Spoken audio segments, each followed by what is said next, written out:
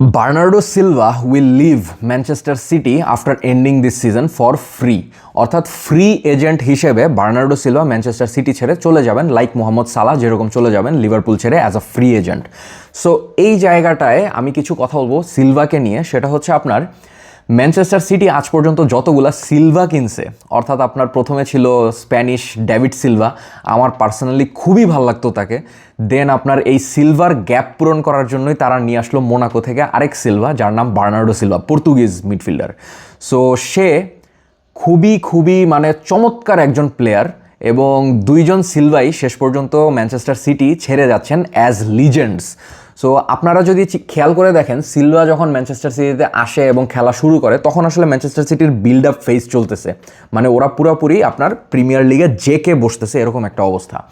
So বিষয়টা হচ্ছে আপনার এই যে সিলভা, ম্যানচেস্টার সিটির যে মিডফিল্ড ট্রায়ো, যেখানে আপনার ছিল Rodri as a defensive midfield, Kevin De Bruyne KDB এবং আপনার বার্নার্ডো সিলভা, এই তিনজনের যে ট্রায়ো, লাইক আপনার রিয়াল মাদ্রিদের কাসেমিরো, ক্রুজ, মডরিচ, সো এই টাইপের একটা ট্রায়ো ফর্ম করছিল তারা।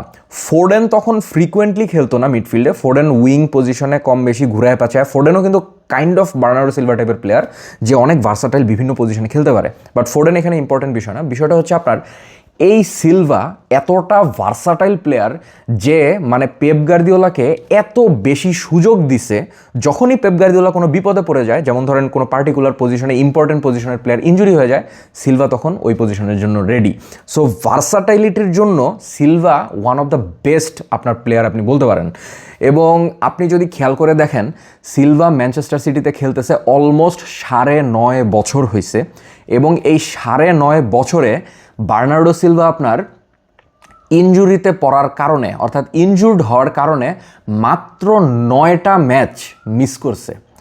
পেপ গার্দিওলা কোনো ম্যাচে তাকে খেলায় নাই for tactical reasons, that is a different thing, but ইনজুরিতে পড়ার কারণে এই 9.5 বছরের ক্যারিয়ারে তার ম্যানচেস্টার সিটির, যেটা আপনার সিজন শেষ হইতে হইতে 10 বছরে পরিণত হবে, সো এই 10 বছরের ক্যারিয়ারে সে মাত্র 9টা ম্যাচ মিস করছে ইনজুরির কারণে। এই যে ইনজুরিতে না পড়ে তারপরে খেলা, মানে খেলা যাওয়া, এই ব্যাপারটা কিন্তু আমার মনে হয় একটা আর্টের পর্যায়ে নিয়ে গেছে আপনার বার্নার্ডো সিলভা।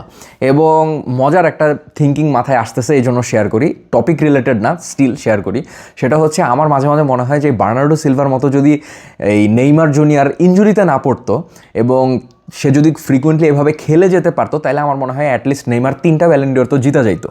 বাট এনিওয়ে, এটা এখানে ইম্পর্টেন্ট টপিক ছিল না, বাট মাথায় আসলো, এই জন্য আপনাদের সাথে শেয়ার করে দিলাম। এনিওয়েজ, ব্যাপারটা হচ্ছে সিলভা ম্যানচেস্টার সিটি ছেড়ে ফ্রি এজেন্ট হিসেবে চলে যাবেন। কোথায় যাবেন তার এখনও কোনো ওইভাবে আমরা বুঝতে পারতেছি না, because Barcelona can be a good option. Then আপনার এই MLS-এ যাইতে পারেন, সৌদিতে যাইতে পারেন, এবং ইভেন বেনফিকা যাওয়ারও একটা চান্স আছে, বিকজ আপনার বেনফিকা ছিল বার্নার্ডো সিলভার ওল্ড ক্লাব, যেখান থেকে বার্নার্ডো সিলভা আসলে বের হয়েছেন, এবং মোনাকো থেকেই আসছিলেন আপনার এই ম্যানচেস্টার সিটিতে।